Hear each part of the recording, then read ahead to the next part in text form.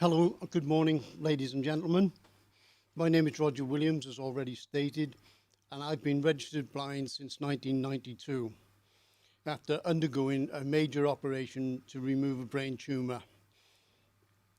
And I consider myself to be very fortunate that I was introduced to St. Dunstan's quite soon after coming out of hospital after my operation. At first, I thought my life was over and I was going through the why me stage. And I even considered seriously suicide. As having been such an active chap till then, having served 10 years in the forces, part of that time spent as a paratrooper. My job was as a number one of a gun in charge of a 6-man crew. I have seen service in Malaya, Borneo and the Middle East. But if I tell you where, as they say, I would have to kill you. On arriving at the Middle East, I was introduced to the servicemen who I now call the Del Boys. As we were getting off the plane, there was one of the chaps who was waiting to get on the plane to go back home. And he was standing there saying, "Do you want to buy a map of the area?" And of course, he said, "They're only $1 a piece." He says, "You give me your money now and I'll bring them round later." A few of the guys give him his dollar. We later found out the map of the area of the Middle East is a sheet of sandpaper. As we were deplaning when I went to Malaya, there's another Del boy, bottom of the stairs, "Do you want to buy any of these anti-thirst tablets?" A couple of the guys said, "Think about it, how much?" "Only $1. And you get, so many like." I said, "Oh, that's fine." On inquiring how these anti-thirst tablets worked, the chap said, "You take 2 of these with a glass of water and you're instantly rehydrated, so you've got to be careful. But there's one in every regiment. Wherever you go, you'll find a Del boy. I don't regret one day of my service. The whole 10 years.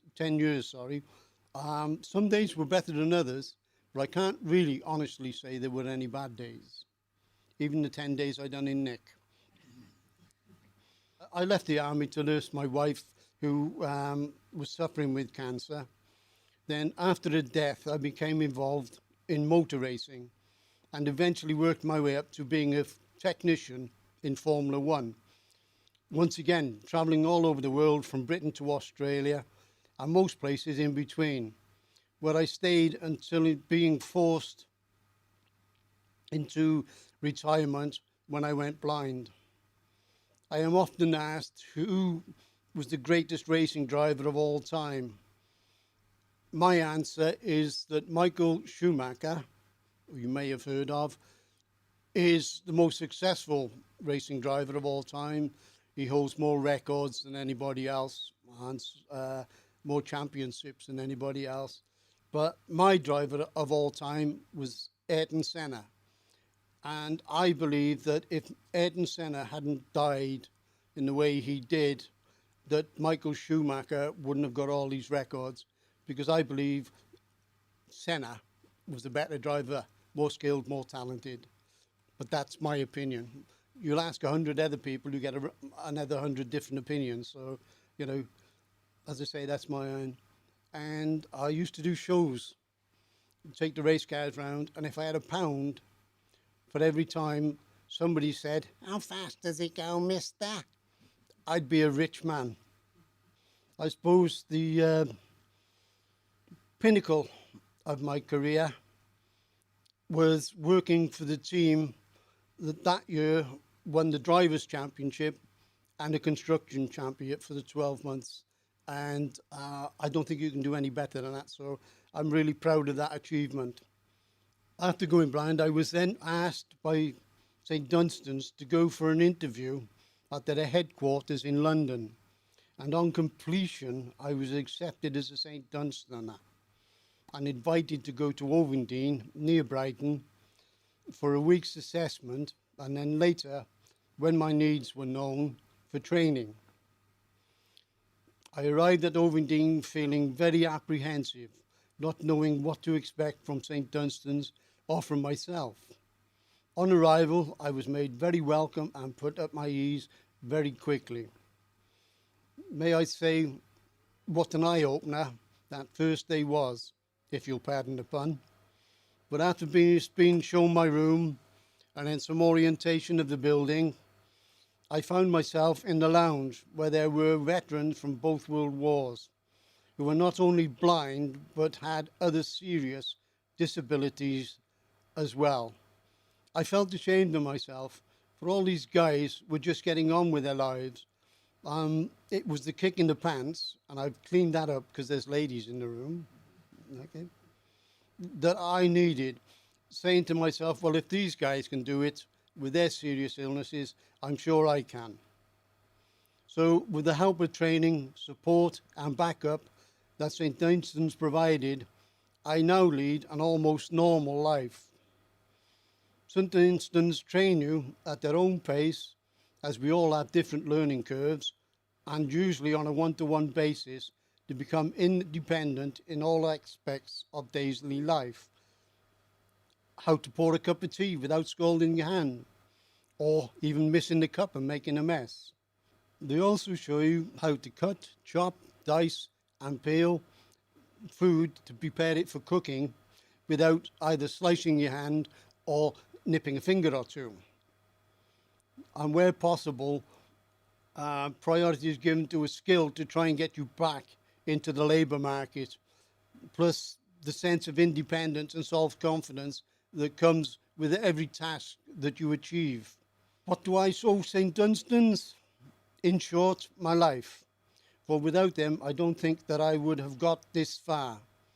I have great admiration for all who work for the organisation, as they always seem to be prepared to go that extra mile for you. And that's from the top to the cooks, the cleaners and anybody in between. They're not there just for the money.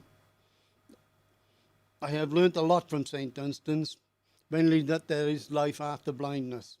Thanks to St. Dunstan's, I now lead an almost full and independent life. I live on my own, do my own cooking, washing and ironing, and are able to keep my home clean and tidy. With the training I have received from St. Dunstan's in IT, and with the help of my computer, I am now able to read my private correspondence and keep it private. No asking a neighbour to read my love letters or my bank statement. What do I miss most about going blind? My driving licence. I passed my test when I was 17 and I'd driven every day until I went blind. What have I gained most? The camaraderie that St. Dunstan's offers. There is no rank amongst St. Dunstaners. We are all equal. And when at Ovingdean, there is always somebody to chat to. And it's never difficult to start a conversation with a total stranger. After introducing yourself, you can always say, who did you serve with? Or how did you lose your sight? Conversation getting going, and you'll talk for hours. Everybody has a tale to tell, and so many individuals, this means so many stories. One man I was talking to said his claim to fame was he was the St. Dunstaner who was blinded closest to Ovingdean. And I said, where was that then? Calais, thinking that was the nearest place to England. No, he said, I was defusing a bomb on the Brighton Pier and it went off. And that sort of camaraderie, you just don't find anywhere else, only amongst soldiers, basically. I call it soldier humour. But the camaraderie is so binding that I don't think of St. Dunstan's as an organisation. I think of it as an extended family. What I like about St. Dunstan's, more than the training and the occasional financial help that is given so generously and very, very much appreciated, is the knowing that you are not the only one to have gone blind and that you are not alone. Help is only a phone call away. As we all know, St. Dunstan's is a charity run solely on donations. For we receive no government help or lottery money. So I'd like to say on behalf of myself and my fellow St. Dunstaners, a big thank you to you all for the support and time you have given to St. Dunstan's in the past. and I hope you will continue to do so in the future. I thank you for taking the time to listen to my story today. My name is Roger Williams, and I am proud to be called a St Dunstaner. Thank you.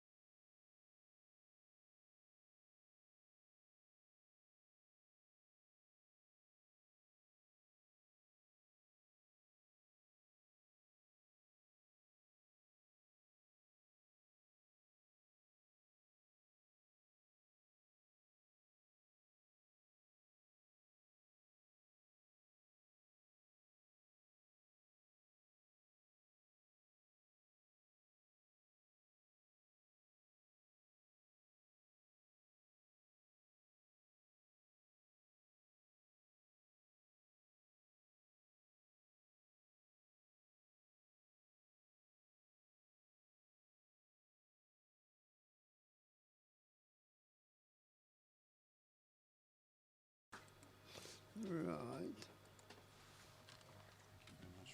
Okay. Right. Okay, yeah.